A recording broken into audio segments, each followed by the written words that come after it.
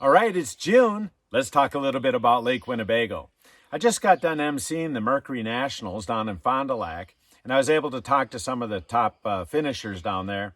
And the techniques they were using align a lot with what I would do on Lake Winnebago in June. So let's talk about a couple of techniques that were really, really good. First of all, trolling night crawler harnesses was good. When you're looking at trolling crawler harnesses out in Winnebago, obviously the blades you pick are important. I tend to stick with a little bit smaller blades out there, maybe a size 3 or 4.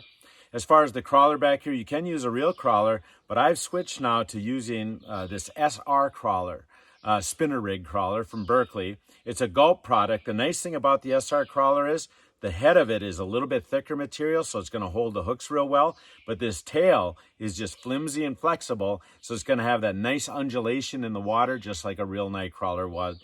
And the nice thing about this is, if you got the pesky white bass or sheephead pecking at this thing, this is a lot more durable than a real night crawler.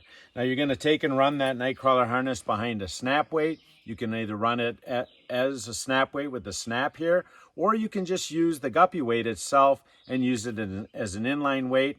These fish are going to be suspended. A good rule of thumb out on Lake Winnebago is down at the bottom, you'll typically find the sheephead, then the walleyes, then the white bass. So if you're catching sheephead, you fish a little bit higher. If you're catching white bass, maybe you fish a little bit lower. But if you're trying to get to a certain depth, you can simply go to the Precision Trolling app and look how deep a snap weight goes or the guppy weight. Now, the second kind of technique you're going to use is obviously cranking. Again, looking for those suspended fish.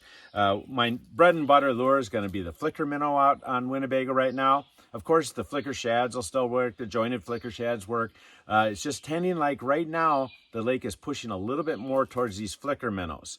So number 7 is a really good one. You can fish this either for those suspended fish, or if you're finding those fish on the edges of the reef. Right now, they're starting to move a little bit off the reefs. So you get down in that 10, 12 feet, fishing the edges of the reefs. This 7 is going to be your bread and butter lure. What's interesting is you can also run the 5, and it has a very similar dive curve to the number 7. The good thing is it's a little bit smaller. And the good thing about a little bait is little baits can catch everything. The bigger the bait you go, the bigger the fish has got to be. The other one, though, that I do fish if I'm really looking for big fish is going to be the number 9. This number 9 has really turned on in the last 3 or 4 years when you get out in the middle and you're fishing for big fish suspended. So if you're going to fish Winnebago in June, the most common technique is going to be trolling. Make sure you figure out what depth they're at. Use precision trolling to get in the right zone. Either run spinners behind a snap weight, or you can use crankbaits. Either way, you'll be trolling up a lot of walleyes in June on Lake Winnebago.